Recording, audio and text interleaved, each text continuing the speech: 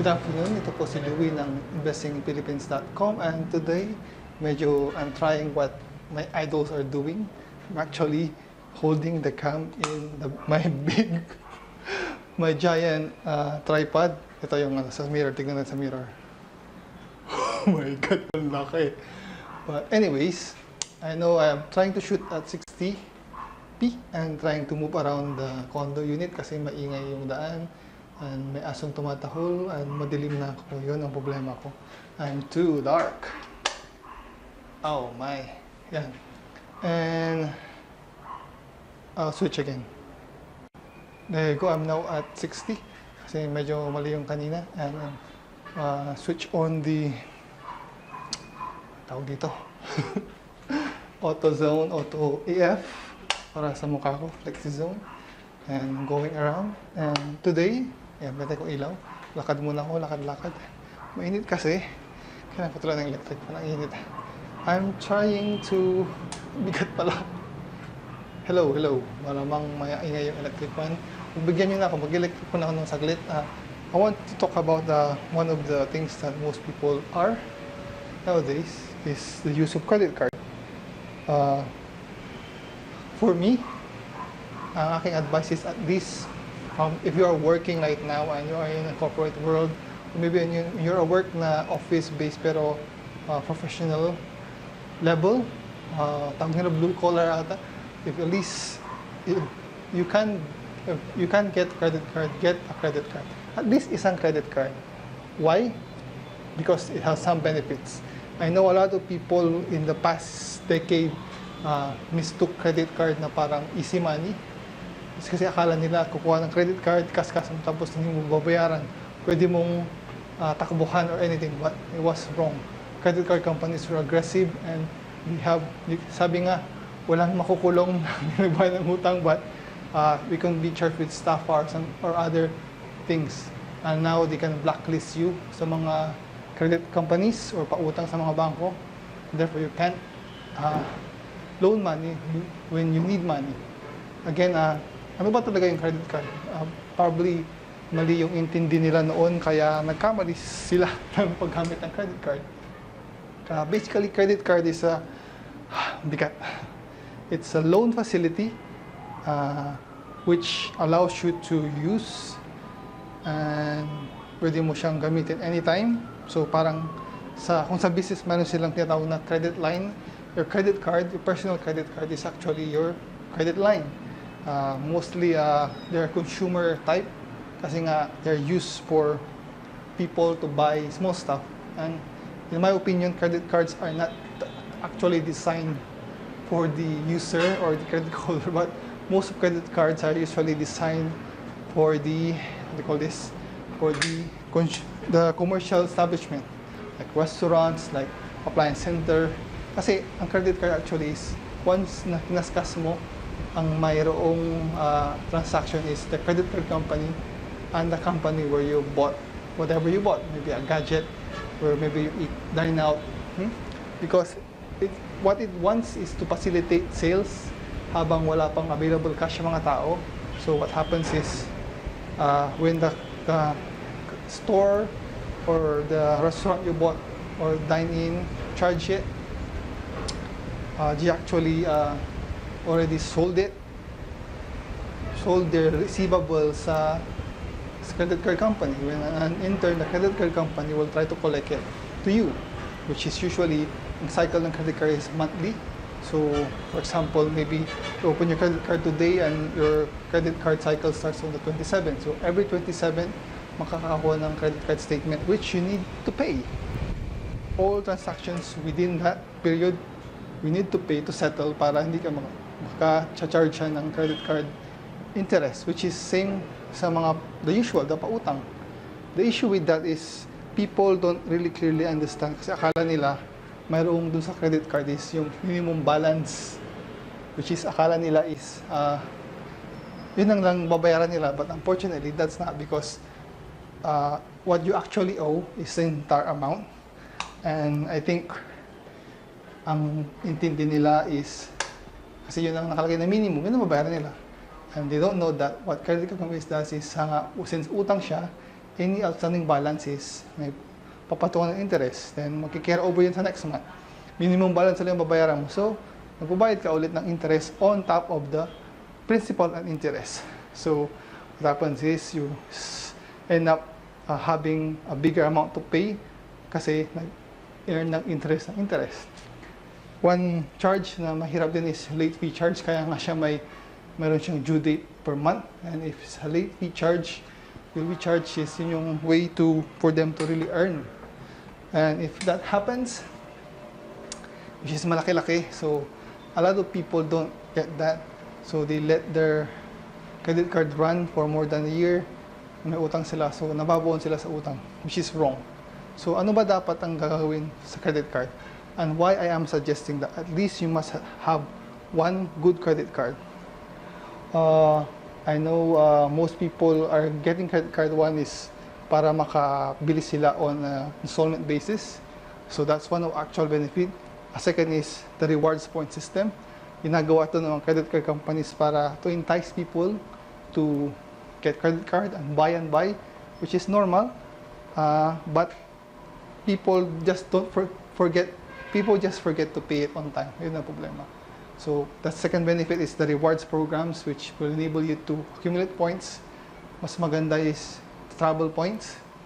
I remember back then nung nag-work ako sa Guam, and we're using a company card, and we earn a lot of points, and it enables us to send people back to the Philippines or to travel to do some business stuff, and that saves costs for the company for travel costs.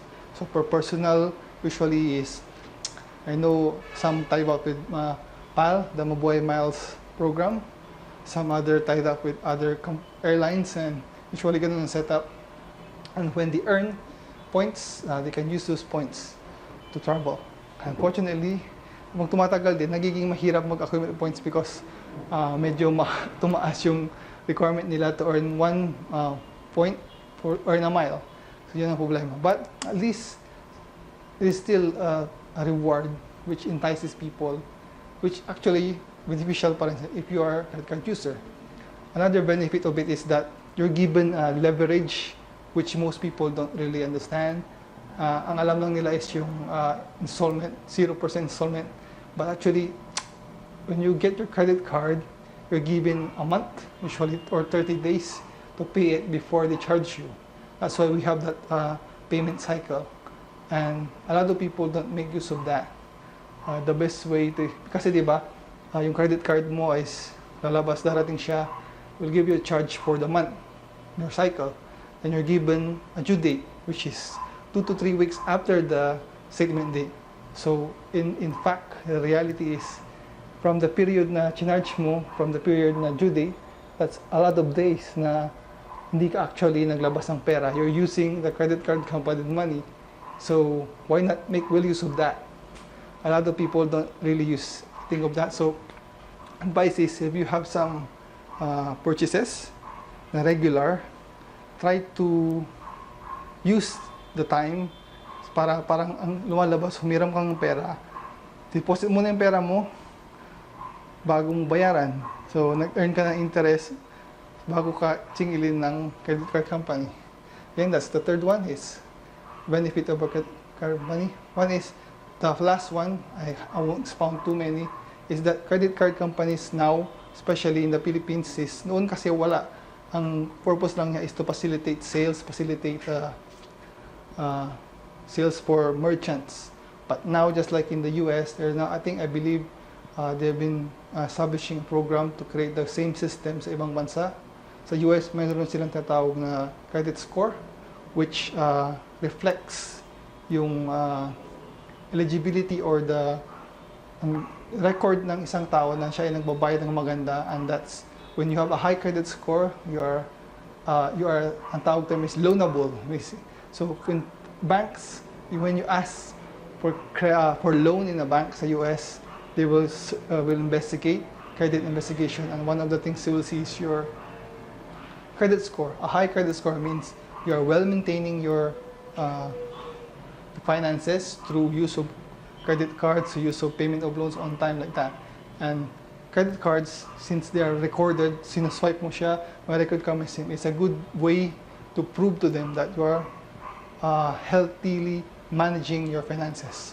Philippines, I think they're establishing it, and it would be best at these times for you to have your own credit card para mayroon ko na lang record.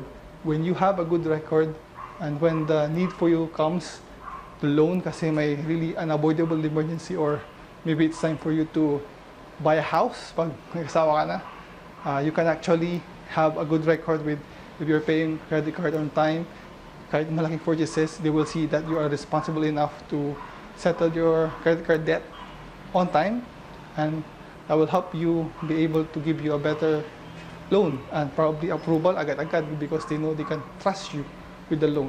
So again, those are the 4 basic things na nagiging dahilan kung bakit I am saying that at least you should have one credit card, because it helps.